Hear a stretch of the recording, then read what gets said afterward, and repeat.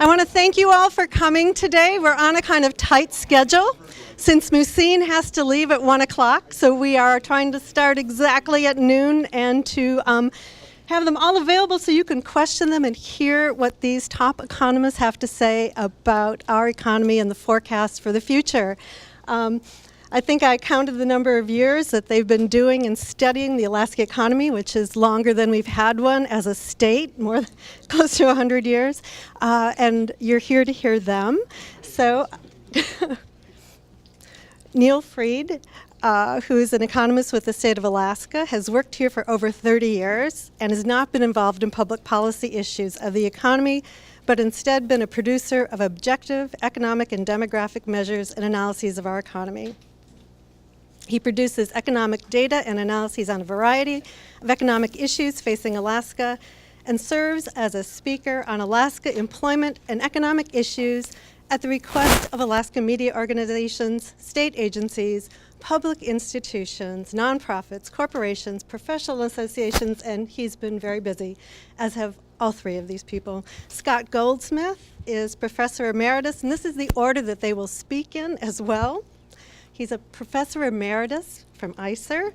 He was on the economics faculty from 1975 to 2013 and served as ICER's director from 2001 to 2005. From 2007 to 2016, he directed the ongoing research program Investing for Alaska's Future, funded largely by a grant from Northrim Bank, which continues to provide funding.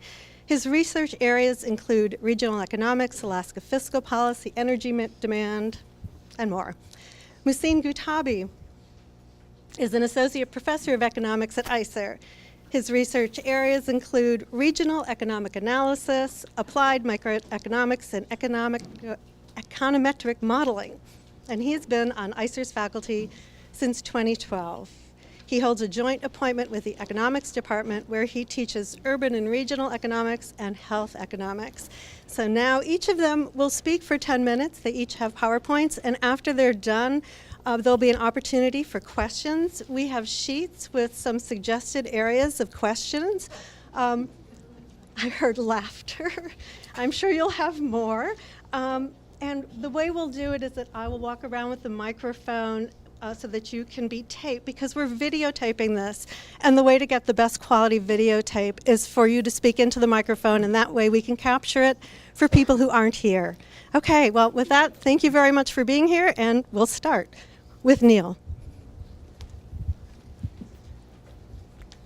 Well, good afternoon, everyone. This is probably the most intimidating audience I've talked to.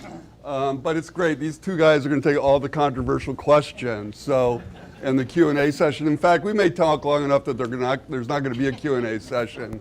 That's sort of one of my goals.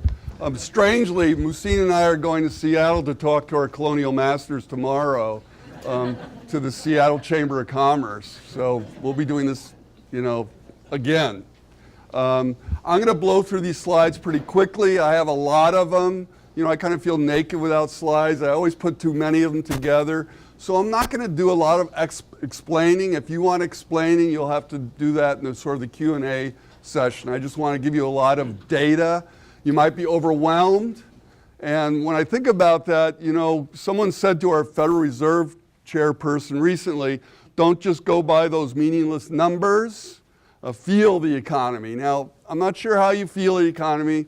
I don't know if you know who just said that, but you can guess. Okay. I've been getting a lot of questions about the earthquake, whether this is going to have an impact on our economy. That's sort of been forgotten now that what's happening with the federal government. But I just pulled up some old slides from the '64 earthquake. There was this I had heard that the earthquake in '64 had taken Alaska out of a recession.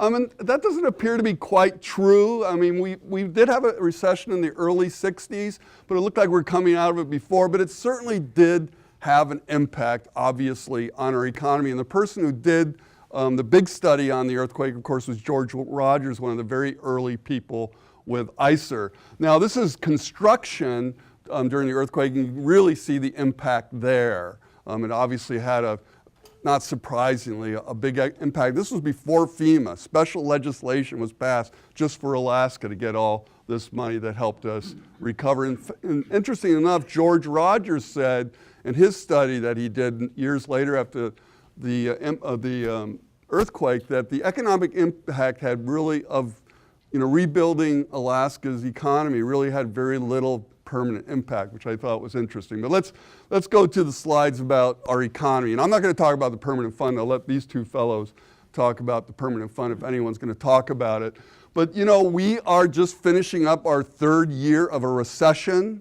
And all I mean by recession is we're losing more jobs right now than we were a year ago. And by that, the latest data we have is for November of this year, of 2018. We were down about 1,300 jobs, or about 0.4%. So we are still basically in a recession. In fact, it'll probably be 6 months before we know we're out of a recession. This is a long recession. This is the longest recession the state has ever experienced.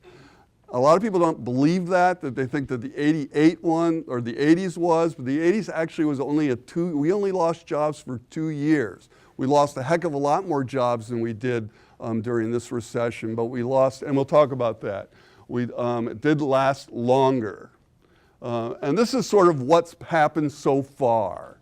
One of the positives I guess you can see in this, and particularly in 2018, is those losses have moderated considerably. In other words, we've lost about 12,000 jobs over the last 3 years. During the 80s recession, we lost over 20,000. We've lost about 4% of our jobs. In the 80s, we lost about 9% of our jobs. So it was quite different. But this is long.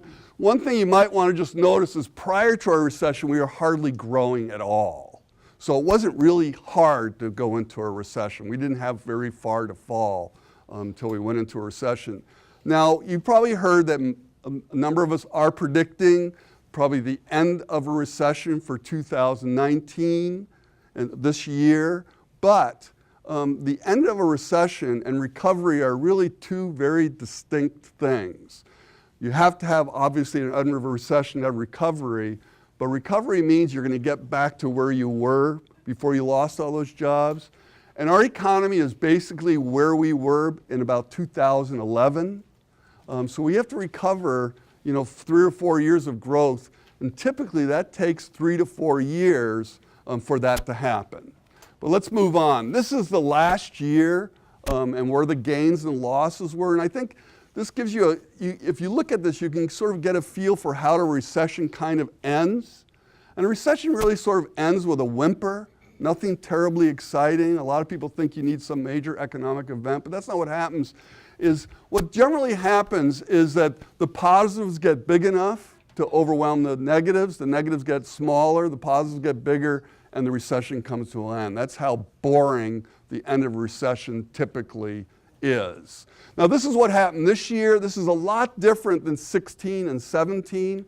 In 16, construction was losing thousands of jobs, and it was losing thousands of jobs in 17. It's actually turned the corner. Leisure and hospitality, this is your bars, your restaurants, and your hotels. That's sort of turned the corner, although it didn't experience a lot of negativity. And then just some other interesting ones. Local government is sort of a new loser, just started losing this year. And I think inflation is eating up, especially educational budgets. This is interesting. It looks like PBS and oil are pretty negative. That's professional business services. But that's a lot better than it was 2 years ago. So, that's sort of what has been happening, and that's sort of how I think a recession ends. These just get larger slowly than these, and some of those will disappear. The other sort of interesting new one was retail. Retail, this is the big loser. It was not the big loser at all in 16 or 17, but we know a lot of stores were closed down. E-commerce is bearing down on the industry, et cetera. Now, Forbes, I think, said we had the worst economy in the country, and we're going to have the worst economy for the next 5 years. Now, how the heck they came up with that, I don't know. Now, Wallet Hub said we had the worst economy in 2018. I agree with that. The only problem I have with that, or they said we're the 49th worst, is how they came to that conclusion. And what they used was the unemployment rate. And we do have the highest unemployment rate in the country. That's true. But we usually have one of the highest unemployment rates in the country. That's pretty typical. But if you look at our latest number of 6.3%, the 10-year average unemployment rate for Alaska is 7.1. So what's weird about this recession in Alaska is it has not had a huge impact on the unemployment rate or unemployment. In fact, I know some of you don't like the unemployment rate. You think it's some fabricated number or something, which it's not. But this is an actual count. These are unemployment claims. We can't fabricate these. We don't fabricate the other thing either. But and unemployment claims are at the lowest level we've ever experienced in our history. And here we're in a recession. Pretty weird. I could get into a long explanation, but I can't. Okay. This is really interesting. This is a little bit of research someone else did in our office, looking at one of the assumptions that were made was those residents that lost their jobs in the industries that got hit hard, like construction and oil, a disproportionate number of them left. And maybe that was true to some degree, but it wasn't dramatic. What this is looking at is that the number of residents that were working in the oil industry, for example, in 2015, and comparing that to 2017. The reason we know that is because we can follow you around if you get a PFD. And you know, 90%, over 90% of them are still here working in the state. Most of them are still working in the oil industry. Some are working in other sectors, and then another certain percent are still here, just not working. And a very small percent actually are no longer here in Alaska. Here's the oil sector. This is one sector that, you know, this is a very narrowly defined industry. 5,000 jobs lost. That alone would have caused our recession. Well, the good thing about these numbers is they did appear to stabilize this last year. But they've lost a lot of ground. I mean, they peaked at, this was the all-time peak in oil industry employment in the state of Alaska during our entire history. Strange. Now, you know, we all know that things are picking up in the oil patch right now. Prices have improved, although that's a good question, but it looks like this year is going to be a better year in the oil patch, and that's why we think that industry will start to recover some, that we actually are predicting that employment will be slightly positive in the oil patch in 2019. You know, and these are some other industries that have been a backdrop in our economy that have been positive all along. I mean, the visitor industry has been doing quite well during our recession.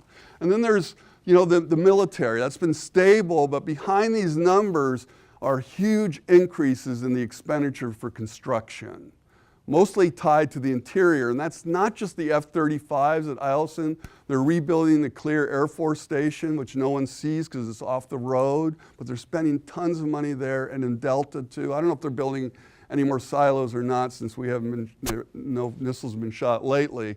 But that's going to help nudge us, we think, you know, forward as well. Keep, you know, nudge that economy into positive territory.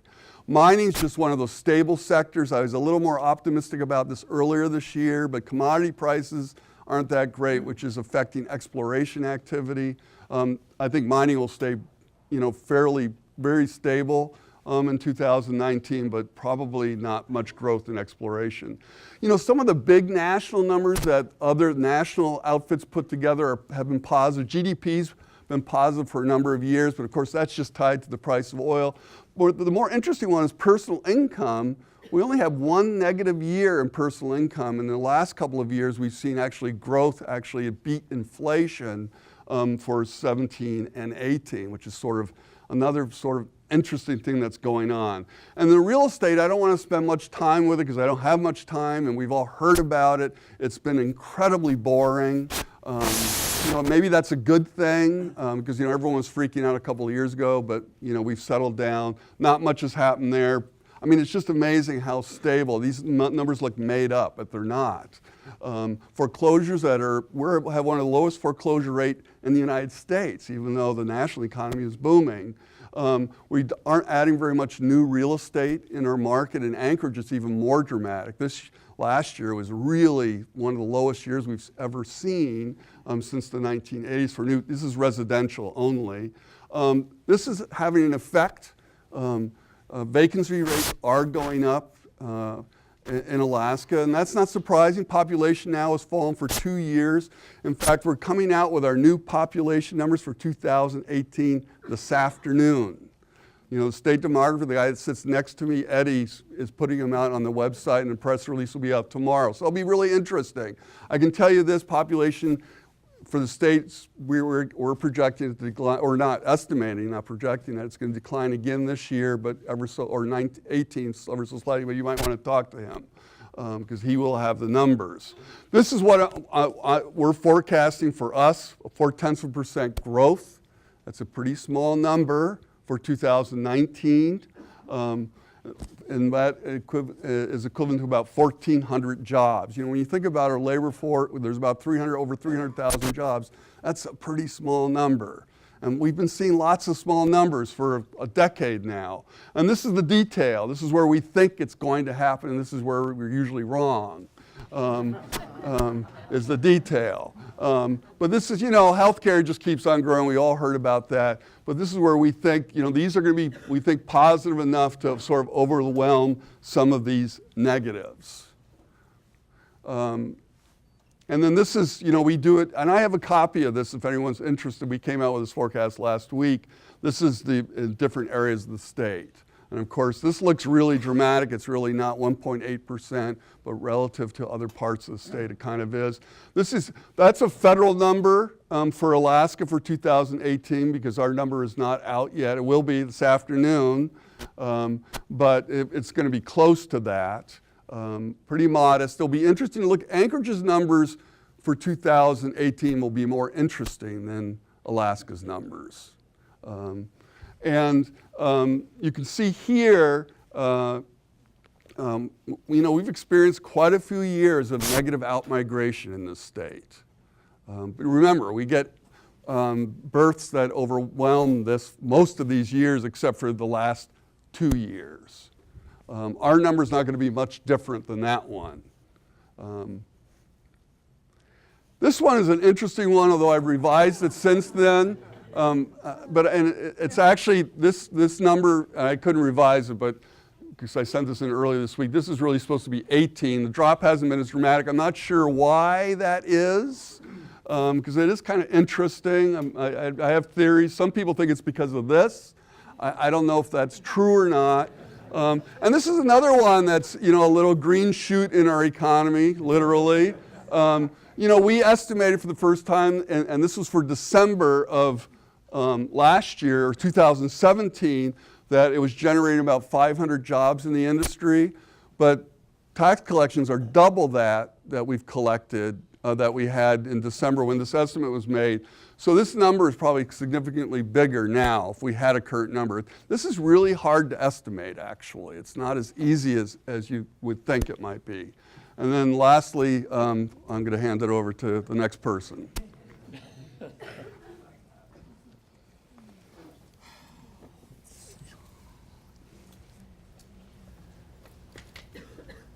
So Neil has just about said everything that I was going to say, and taken up my time doing it. So I'll try to be really quick, but that's all right because you know we tend to think of economics as a dismal science, but then we have Neil Fried.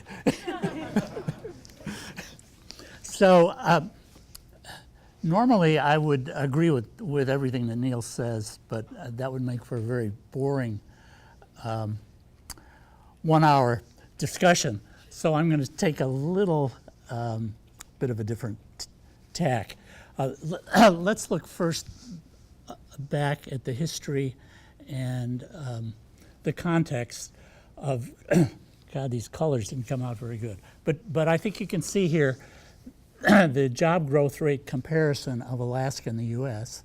And it's clear, as we all know, that Alaska's growth rate has been below the U.S. growth rate for the last 6 years. I think what's more interesting is the very slow growth rate, the 0.4% on average, the 3 years before we fell into a recession.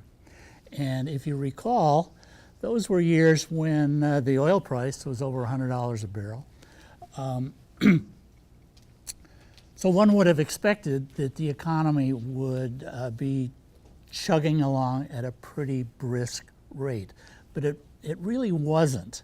And I don't know the answer to why that was the case, but I think it's worth thinking about as we move forward. Now that was a pretty simple graph, and this is a little more complicated, but I know you're a very highly intelligent audience, so you can quickly absorb what this is telling us. This is the employment change by industry over the last 4 years, and one can see from this graph that there are some industries, those that have the bar above the zero line, have been growing in the last 4 years, whereas others have been declining. And what it shows to me, among other things, is that, first of all, if we look at 2018, we can see that the industries that had been in decline, their decline is moderating. So that's a positive. Those industries that had been growing in 2018, it's kind of stable. I think Neil used the term stable several times, and I think that is indicative of what's been happening to our growth industries in 2018. They've been fairly stable. They haven't been taking off. But if you look at what's been happening in 2018, just at the graphics, we're moving towards a post-recession era. Doesn't mean that we're turning into a growth economy, but the declines are declining. Okay. The second thing that this very complicated graph tells me is that the recession that we had was kind of a two-stage recession. The black bars are oil and gas. The red bars are construction. You can see that as we fell into the recession early on, the big losses were in oil and gas, to a smaller extent construction, and actually state government as well. But there weren't losses in the other sectors like retail or everything else, which is all other here, but includes services primarily to households. But as the recession progressed, the oil industry losses started to decline, as did those of construction, and business services as well, and state government. And what started to take over was losses in retail and in other services. Okay, so we had a kind of a two-stage recession, and the question would be, well, if we had a two-stage recession, maybe we'll have a two-stage recovery.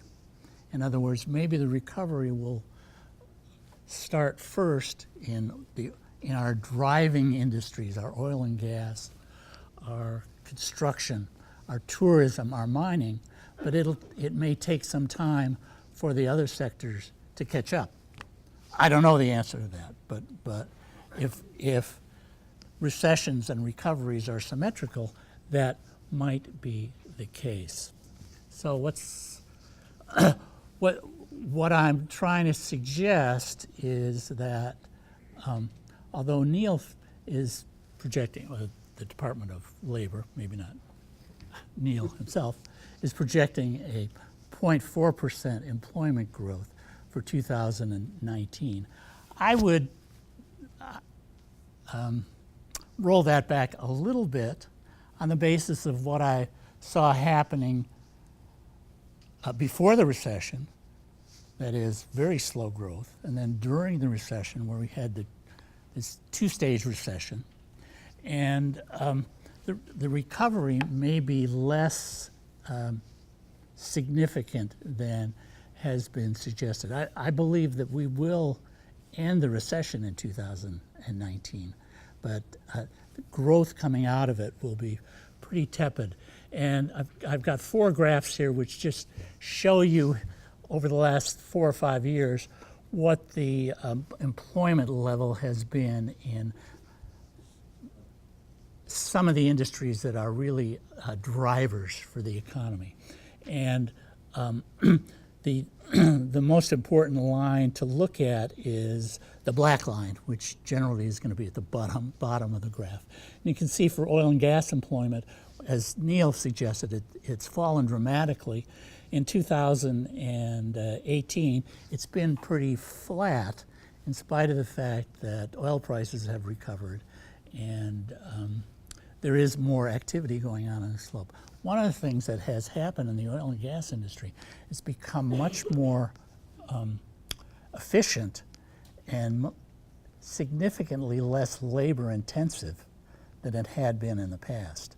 So an economic recovery based on higher oil prices and more activity on the slope doesn't directly translate into a lot more jobs. There's been a lot of technological change on the slope, on the North Slope, in the oil and gas industry in general. And I think it's reflected in this graph.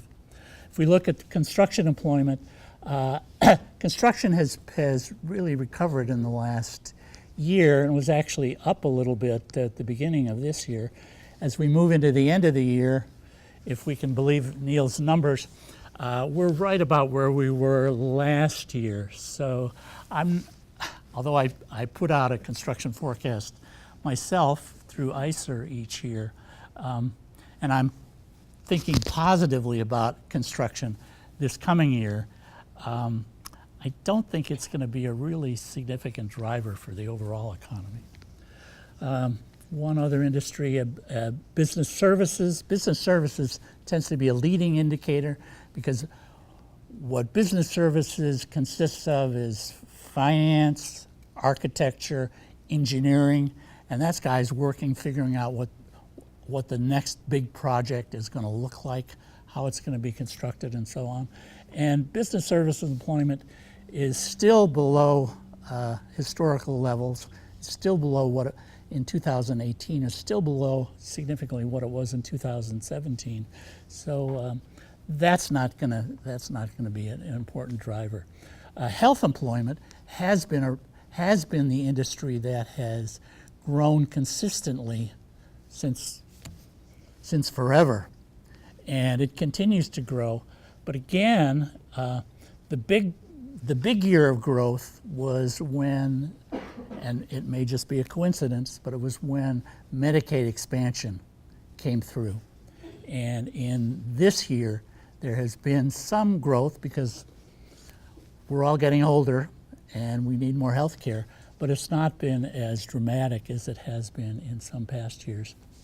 So I think all three of us are going to say the same general thing, that we're probably going to end the recession this year, but it's not going to be a strong recovery. What can positively or negatively influence that forecast? I don't think there's a lot as we look at national political situations, as we look at the price of oil. I don't think that they're going to have an important impact on what the recovery looks like. What could have an important impact is what the state does in dealing with what is now forecast to be a $1.6 billion fiscal gap. That is the difference between what the new governor has initially proposed to spend on agency operations, state operations, capital, and a dividend, and the revenues that we have to pay for that, which include a permanent fund draw, non-oil taxes, and oil revenues. And there's a gap of about $1.6 billion today there. How are we going to deal with that can have an influence on how much money is out on the street, and consequently how the economy does in this year 2019. Now, the best result, of course, would be a higher oil price, which would reduce the size of the gap. The two other easy things to do to deal with the gap would be to have a CBR draw or an earnings reserve draw. And those would put money into the economy to fully fund what the budget looks like. But those have long-term negative implications for the economy. Other possible solutions would be a lower PFD, budget cuts, or taxes. Any of those things would draw money out of the economy and would have a negative effect on employment levels this year. The last thing that could happen is we could go after the oil industry for more oil taxes. That's unlikely to happen this year in my mind. As we look beyond 2019, here's just a list of what I consider some of the mega projects that could really have a positive impact on the economy in future years. None of them is spade ready, if you will. They're all in various stages of planning or pre-planning or dreaming, if you will, depending on your interpretation. We could talk about these, but there's a long list, so that's a positive, but they're all out in the future. So that's something that we can potentially build on in future years for further growth of the Alaska economy. And with that, I will turn it over to my colleague, Hussein.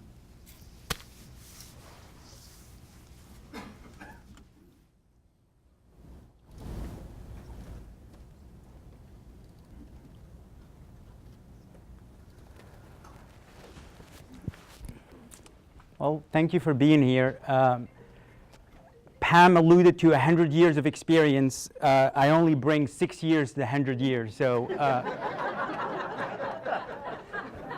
that basically says take everything I'm about to say with a grain of salt or just dismiss it altogether. They've already told you essentially most things that are worth knowing.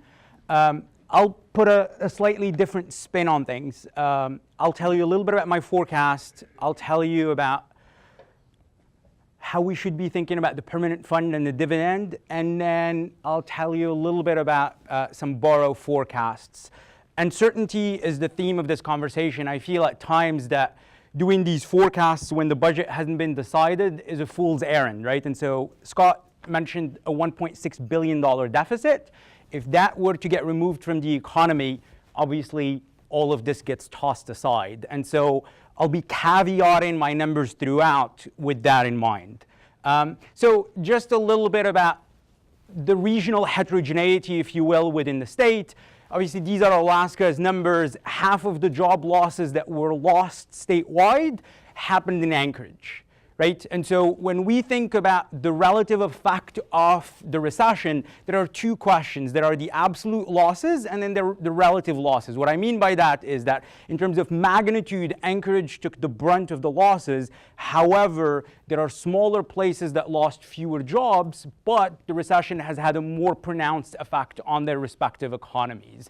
Juneau had been losing jobs well before the recession, similarly with Fairbanks. As we've heard from Neil, Fairbanks, I project as well, will be growing faster than the state, partially as a result of the F-35 related construction and some other construction that Neil spoke about. And then the MatSu is just the outlier, right? And so it's been growing much, much faster than the state. It only experienced tiny losses for 1 year, and then I'm projecting it to outperform the state. So out of these five, I'm projecting Anchorage to basically resemble the state of Alaska, as it almost always does, Fairbanks and MatSu to outperform the state, and then Juneau to underperform the state. Just to give you a preview in case you get bored and decide to go do something more important.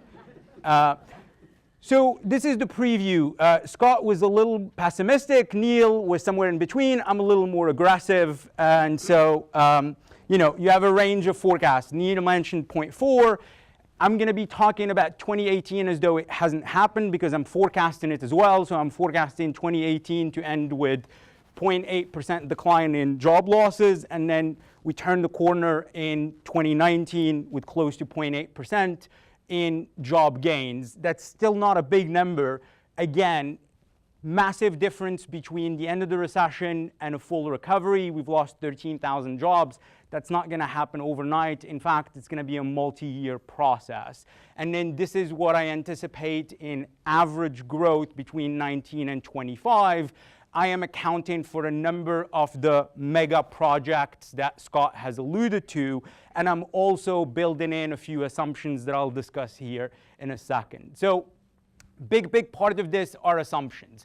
I wrote a report, I don't know, a few months ago in which I compared the Alaska recession to that of other energy states. And one of the exercises that I undertook is to try and estimate historically what's the relationship between oil prices and employment. And I find that basically a 10% change in oil prices results in about a 1.7% change in employment by year's end. That means for Alaska, a 10% change in oil prices results in somewhere close to 4,500 jobs. So keep that in mind as we're talking about what will fluctuations in oil prices potentially do to this forecast. Another assumption that I make, and maybe this is just because it's something that I want to see, is that I assume this. I assume a capital budget of $500 million, given that we have about $2.5 billion worth of deferred maintenance.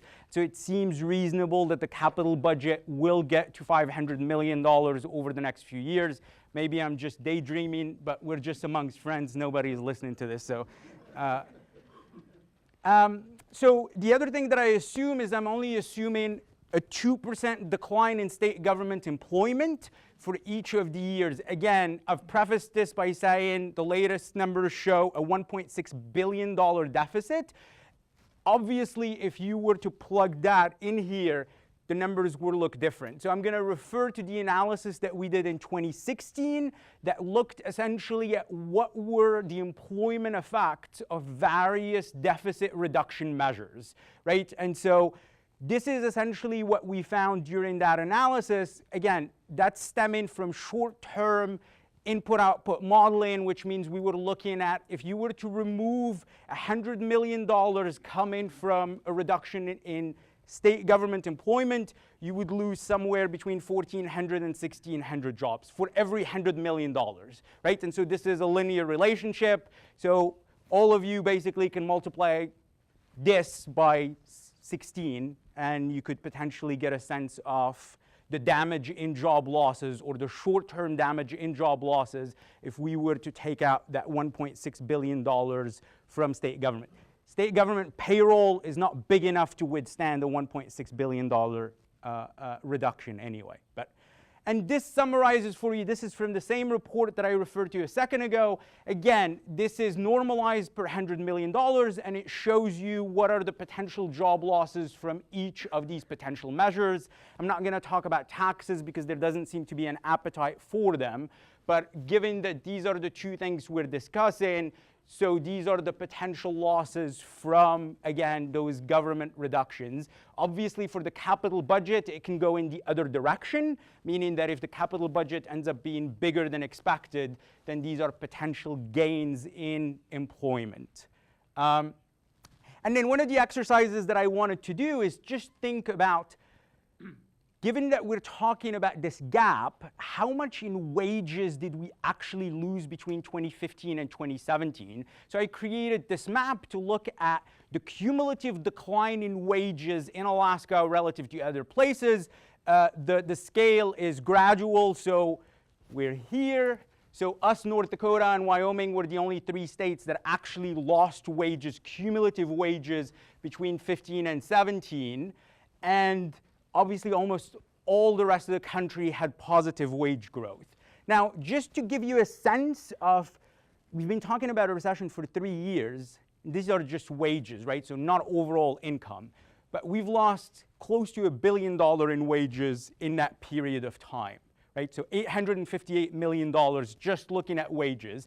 And we basically had the second most pronounced wage decline, if you will. Only North Dakota performed worse. No surprise, again, energy-dependent state.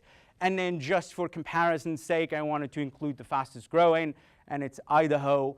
And I have other graphs looking at establishments and employment, but in the interest of time, I decided to skip them. So I believe in transparency. Given that I'm going to be telling you about my forecast, I thought it only made sense. I found the earliest forecast that I released when we started thinking that we may go into a recession.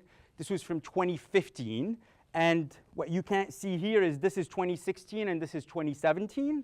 And so and these are my forecasts, these are the actual. So the blue is my forecast, the red is the actual. So for 2016, we were very close. I was much more aggressive for 2017. And the reason that I was much more aggressive is that I thought that retail was not going to hold up as well as it ended up doing. And so essentially, the losses in retail ended up spreading between 17 and 18, as opposed to being concentrated in 17, which is what I originally anticipated.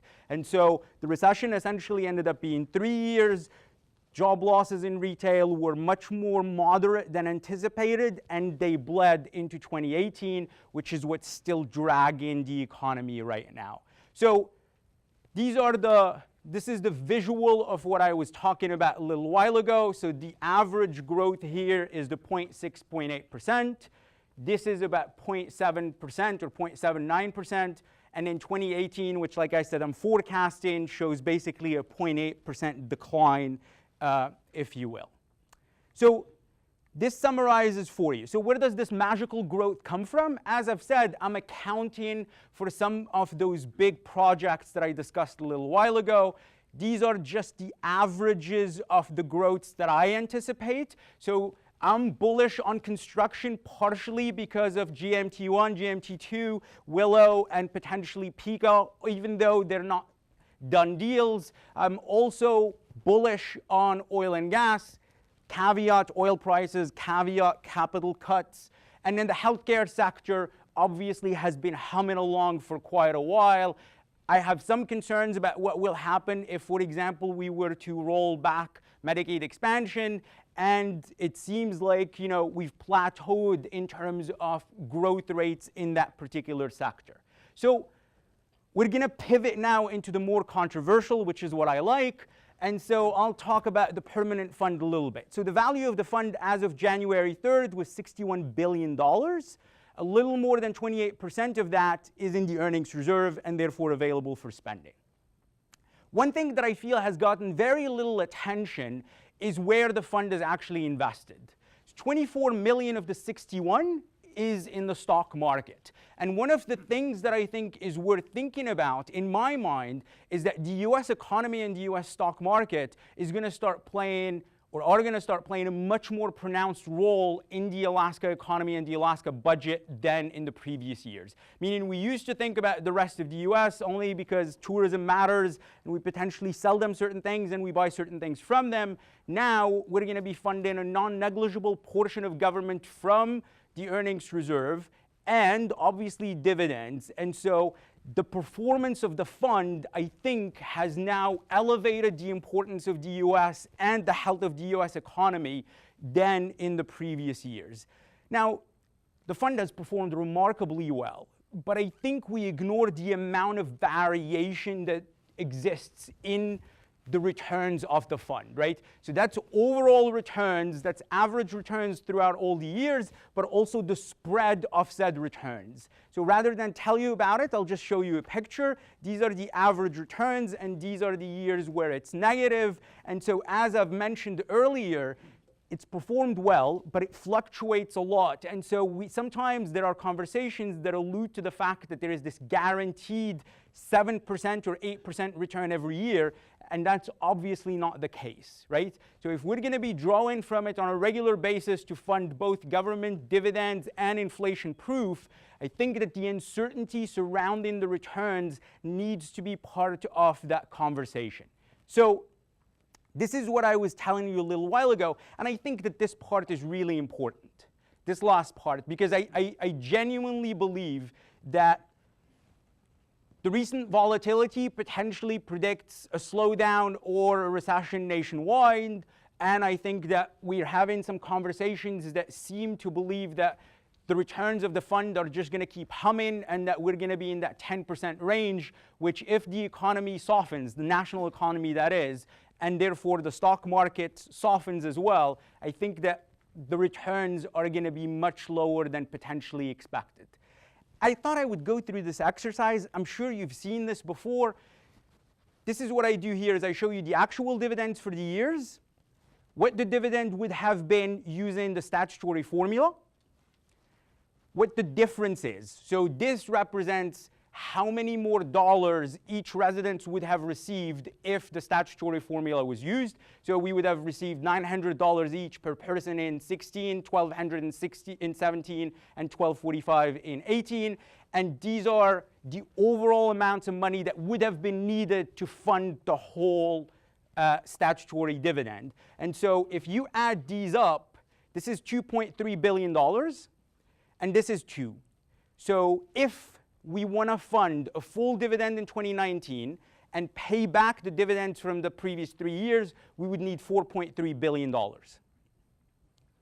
Okay? So that's $4.3 billion without talking about inflation proofing, before talking about any sort of transfer into funding state government.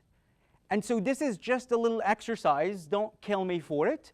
But so assume we withdraw $4.3 billion for the dividend, another $1.6 for government, and then $1 billion for inflation proofing. I understand that we're just transferring it from the earnings reserve to the principal, but just stay with me. This is $6.9 billion. That would represent 11% of the overall size of the fund. Remember, SB 26 sets the withdrawal at 5.25. Alternatively, it would represent basically a third of the earnings reserve in one shot. So 2 things here. One, clearly there is money to do this. Obviously, it has risks associated with it. Regarding those risks, a couple of years ago, we did an exercise where we simulated the potential likelihood of the earnings reserve reaching 0 or being exhausted under different withdrawal scenarios. And again, I'm currently updating this, so this is a little bit old, but this shows you what's the probability of the earnings reserve hitting 0 if we took out no money whatsoever, if we just took out dividends using the statutory formula, or if we took out 5% of market value. And surprisingly, the more you take out, the higher the likelihood. Again, economics is so amazing. It's like stating the obvious over and over. Every time I talk to my parents, I'm ashamed to tell them what I do, because they're like, really? But anyway, so like I said, nobody's listening. So I'll just go quickly into, so this is the permanent fund story, and we can discuss it, but obviously I think that the takeaways are fairly obvious. I'll just scroll through the borough level forecasts. As I've said, Anchorage essentially moves exactly like the rest of the state, and I anticipate it to do so going forward. This is what I anticipate for Anchorage, essentially very, very similar to the rest of the state. I don't think that's terribly surprising to anybody. For Fairbanks, as I've said, there is going to be a boost essentially for 3 years as a result of the construction that's happening there. It's typically has more fluctuations or more volatility than the rest of the state, but I anticipate it to stabilize and in fact outperform the state. In numbers, this is what we're looking at. Not terribly different than what Neil was telling you. Juneau, problematic structure or employment structure, obviously state government dependent. When you look at where are the basic sectors that are going to potentially push growth forward, it's tough to really pinpoint, so I think it ends up underperforming the state. And then the MatSu is that big question mark in my mind. Has outperformed the state for multiple years. As you can see here, this is the gap between, this is the MatSu, this is the state, and I anticipate that that will continue, although the gap potentially gets a little bit closer. And so, what are the takeaways? These are really the takeaways for me. Cautious optimism. There are really important projects that are happening there are some good signs. Construction has stabilized, started growing. I think oil and gas has stabilized. I think that should be a good sign. I think that we're towards the latter part of retail losing jobs. So as Neil said earlier, there's not going to be some big event, but I think that the fact that we're going to stop losing jobs in retail is going to potentially set us up for 2019, resulting in growth. But it's a fragile growth. I know that Scott differed in terms of how many jobs or how fast the growth. Irrespective of where you are in that spectrum between 0.2 and 0.8, it's still really fragile. It's not a fast recovery, which means that any potential negative shocks have immense ramifications for this recovery. And again, the last part is I think that now we're much more closely aligned with the rest of the country as a result of our dependence on the permanent fund to fund both the dividend and government. Thank you for listening and spending your lunch with us.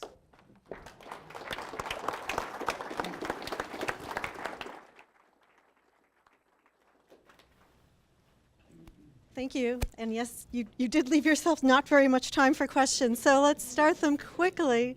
And I will give the mic to, and state your name. And Tim Bradner. Machine, a question. You talked about the effect of the $1.6 billion deficit and if all that were withdrawn to the economy. But part of that, under the governor's full dividend, would be flowing out in a larger PFDs. So what would the offset be? Less money for state government versus more money out on the economy? So the devil is in the details in that question, because if it comes out, so you're right, if you just take out money from state government without firing people, the two potentially offset one another. The problem in terms of jobs is that if you start with layoffs, then the job impacts from layoffs are going to be much bigger than the job gains as a result of the big dividend. So there are two things here, is that if round one, if you will, meaning if I take away your job, you stop spending money, and you're going to cost jobs for people that work in restaurants where you used to go, right? Now, if I just reduce your income, or if I give you a larger dividend, then you potentially only start spending a little bit more money, right? So on the one hand, you have a job reduction in the first round that results in more job reductions. Under the dividend scenario, you give people more money, they do go out, they spend a little bit more money, and that spending generates employment. So it really depends on how the cuts are potentially enacted. The other thing that's really important is, I think, not to give us credit, in this case I'm criticizing it, so I think that's fine, but I think that the conversation has focused so much on short-term employment, which is what those numbers tell you. And I think that there are structural questions that need to be asked regarding this trade-off between the dividend and state government cuts. And so everything that I've showed you, everything that we've done in the past, focuses on short-term losses and or gains from these deficit reduction measures. And I think that removing $1.6 billion from government services obviously has long-term ramifications.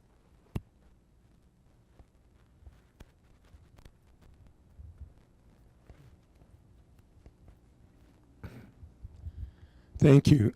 Dave Hansen. I just wanted to follow up. We talk about the positive impact the larger dividends would have on the economy. Has there been any data or studies done on how much of the dividend is spent in Alaska as opposed to vacations and goes outside on orders? So that's a really good question. The short answer is not. There has been a couple of surveys that have asked people that question. They're fairly old. One of the exercises that we're currently undertaking is we're testing empirically what happens to jobs in the months right after the dividend using the current population survey in order to tease out the causal effect of the actual dividend on employment. And I can tell you it's a working paper. So what we find is actually interesting, because we're doing it in the context of understanding future implementations of universal basic income. And so what we find is that women that have children tend to reduce hours worked in the weeks after the dividend, meaning they choose to actually stay home. And then we find that for men, there is about a 1.8% increase in the share of men who are working. And so that's in the couple of months right after the distribution. And so it doesn't get directly at what you're asking, but we're trying to basically not impose any assumptions and just see what are the fluctuations in employment. That's just the 2 or 3 months. Yes. Then after that, it goes back. Yeah, exactly. Yeah. So we're looking at that immediate effect, and then those effects essentially disappear afterwards. Yeah. Scott, you talked about how the state capital budget you think might increase to up around 500 million, and you talked about that. The logic behind that is because we need a state capital budget of that size to for deferred maintenance and investment in the state. So that's sort of the reason why it's needed. Where do you see the money for that that five-fold increase in the state capital budget coming from? I think it was Musin who suggested we needed a half a I'm billion just dollar going to go. I have a capital flight budget to here. catch. So I'm happy to answer the question. As I recall, the state capital budget comes from, or state capital spending comes from 3 sources. The biggest source historically has been the federal government.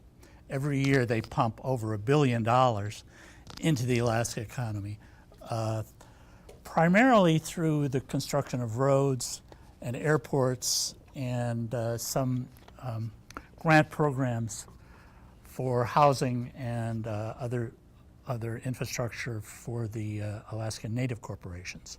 So that's the biggest chunk. The second biggest, well, the third chunk, I'll come back to the second. The third chunk is the capital spending through our various state entities like the Alaska Railroad Corporation. That tends to be, I don't know, $100 million a year. So it's much smaller than the big chunk that the federal government spends on transportation. The third source is our own funds, that is what we generate as Alaskans to spend on capital spending. And historically, over the last decade or so, that's averaged about $750 million a year, okay? And that pays for schools, not only in rural Alaska, but in urban areas too. And it pays for additional, the Alaskan share that we have to pay to get the federal dollars. We have to pay about $1 to get $10 of federal money for roads and airports. In the last 3 years or so, because we've been squeezed in terms of our budget, that capital budget from our own sources has only been between $150 million and $200 million. So there's been a real shortfall there compared to historically, and as Musin has mentioned, a shortfall compared to what the required maintenance is for the capital facilities that we have, which are very significant. Like the university has, I think, about $2 billion worth of capital facilities and its structures and so on and so forth. And then there's a maintenance bill that's required for that. So looking forward, we have a $1.6 billion gap. Where's the money going to come from to fund revenues from our own sources for the capital budget of $750 million or $500 million? Well, the only realistic source is a general obligation bond, as far as I can see, and that has challenges. We haven't had a statewide general obligation bond since I think 2012, 2013, because we've had a lot of money. But in order to put together a general obligation bond that passes, because it has to come before a vote of the people, there has to be something in it for everybody. And that can be a problem when the priorities are not consistent with that constraint. So where the money's going to come from is really anybody's guess at this point. Hi there, Seth Weingarten. Question for all three of you about the state budget. And could you describe the process of communication between ICER and the new government administration for offering some proposals for the new budget? Like how is ICER offering, say, a couple of proposals to the new administration that could work? I think I'm the only one that's still at ICER. Yes. There hasn't been any communication as far as I know. And so, yeah. So we're doing work, but I mean, we haven't been asked specifically for any sort of guidance or input. So.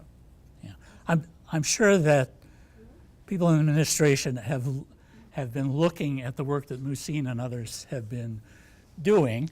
So the fact that they're not talking directly to ICER doesn't mean that, they're not aware of what kind of information we're making available. But there hasn't been, as far as I know, any conversation at this point. No. And we don't do public policy. Hi, I'm Heidi Hansen. I was just curious. Heidi Hansen. I was just curious. You talked a lot about the impacts of inputs that we do have in the state, but I was wondering if any of the inputs that don't stay in the state have a significant impact or could have a significant impact on our economy if they did. And a couple of examples that I thought of was, most of the investment dollars that are used to invest in projects in the state come from outside dollars. There's a lot of employment, especially in the mining and oil and gas sector, that is outside employment that just comes in for 2 weeks at a time. And I'm wondering if there are other inputs like that are not coming into the state that would have would significantly move the needle in any way. I did not want to include it in there because it's one of my soapboxes, and so I feel like I go down a rabbit hole. But I think leakage is the biggest problem in the state, to be honest with you. And so when I say leakage, I mean either through the supply chain, meaning that most of the goods get bought from outside, and therefore very little of the money that gets generated in the state sticks in the state. And so whether that's seafood or that's oil and gas or name your sector. And so I think of economic development as done in one of two ways. You either sell more stuff to the outside or you keep more of the things that you make, right? And in order to do the latter, you have to think about economic development in a much more localized manner. And so that's obviously training the workforce in order to make sure that you have Alaskans that are prepared to do the jobs, but also thinking about, whether or not you can do import substitution. And I know it's something that people dislike, but the state is going to remain an island economy as long as there is no import substitution that's taken seriously and investments in that supply chain. So that's my view on the question. And we measure that so you can see where that is. We know the leakages for industries, their payroll. I mean, some of them are as much as 80%, some are 30 or 40%. So we can measure sort of that part of the leakages, unlike most other states, and we can do it again because of the PFD. So there's some really good information out there measuring those leakages. I came to the state in 1975, and big talk then was about import substitution. And here we are, almost 50 years later, and we're talking about import substitution. Well, the reality is that given our size and our location, as has been mentioned, we're an island economy. We always will be an island economy.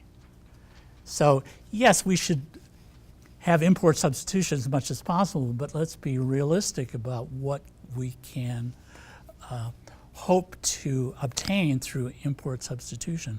Let's go out and let's work on getting as many dollars from outside to invest in Alaska as possible. The oil and gas industry, the mining industry, the tourist industry. Let's get those dollars coming in. Worry about that and not so much about import substitution. Well, I would actually argue that since 1975, there has been a lot of import substitution. We have this huge service sector that we didn't used to have. You know, even the growth in the healthcare sector, more of those healthcare dollars are being captured here. Or in retail, for example, although that's reversing itself. But I mean, I think we've seen a lot, especially in the service sector, because that's where most of our growth was since the 90s. Do we have time for one more question? Okay. Well, Amazon recently decided to pay sales taxes to or refund to states that for state sales. And how could that be effective to capture some of the leakage in Alaska that you're talking about?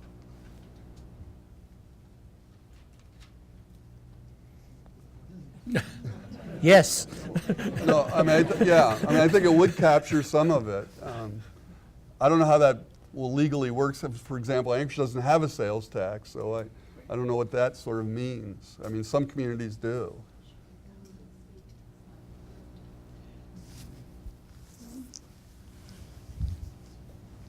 Okay. Okay, thank you very much.